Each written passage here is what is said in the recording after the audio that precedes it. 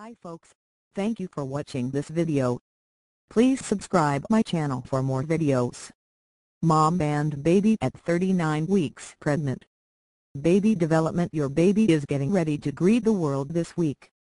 He/she is fully formed and ready to be delivered at week 39 of pregnancy, though some babies like to stay in the womb for just a little while longer.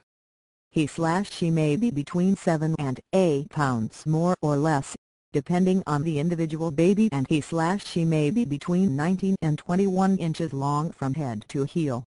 By the time that you are 39 weeks pregnant, your baby has already reached his/her birth weight and length. However, he/she continues to build layers of fat to help regulate his/her body temperature after birth. The outer layers of your baby's skin are being shed as new skin forms underneath. Your baby's eyes are fully developed this week, but the neural networks continue to mature. This is why your baby's vision will be fuzzy in the first few weeks after birth. His/her eyesight will continue to improve the older he/she gets.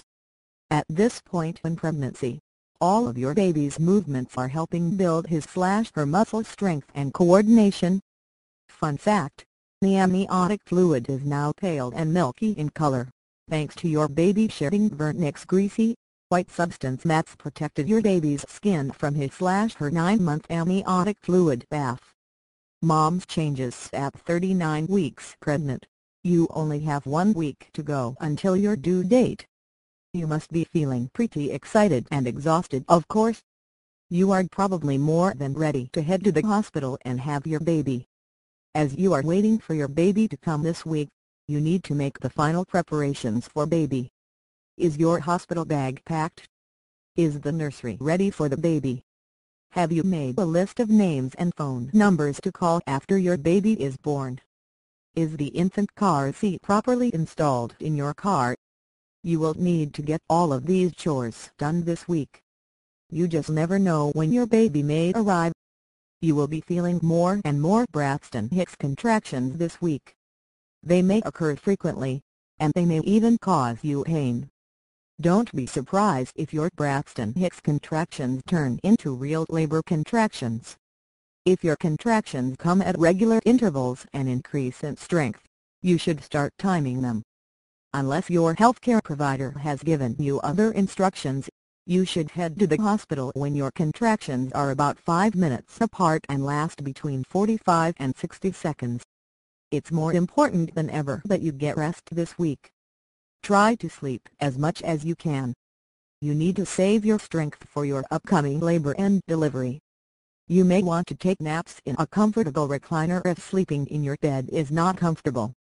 At your prenatal visit this week, your doctor or healthcare provider will do an abdominal exam to check on your baby's growth and his/her position. Your doctor may also perform an internal exam to see whether your cervix has started to soften, efface out and dilate open up. Don't worry if nothing is happening. A full-term baby can arrive anytime between 39 weeks and 42 weeks, though most practitioners will induce labor when you are 1 or 2 weeks overdue. This is to prevent complications. A post-term pregnancy is linked to stillbirth and infant death. Try to be patient. While you wait for labor, you should continue to pay attention to your baby's movements. Contact your doctor right away if you notice that there is a decrease in his/her activity level. The healthy baby remains active right up to delivery, and a noticeable decrease in his/her movements may signal the problem. A helpful tip: call your doctor if you think that your water has broken. This may come as a big gush of fluid, or just a small gush or a slow leak. Your water may break even before any other signs of labor, even before contractions. Pregnancy 411 Labor Induction Methods. Now that your baby's due date is just around the corner, you may be thinking of inducing labor. Planned labor induction is typically performed at 39 or 40 weeks of pregnancy. They never occur before pregnancy week 39, due to the risk that your due date was miscalculated. In the United States, over 20% of all pregnancies are induced. There are a number of ways to induce labor. Methods include Stripping the membranes.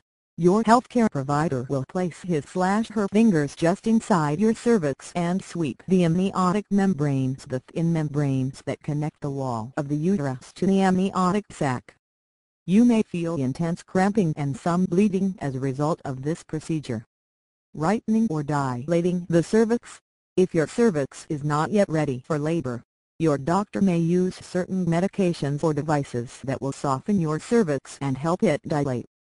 You may be given synthetic prostaglandins to help labor progress.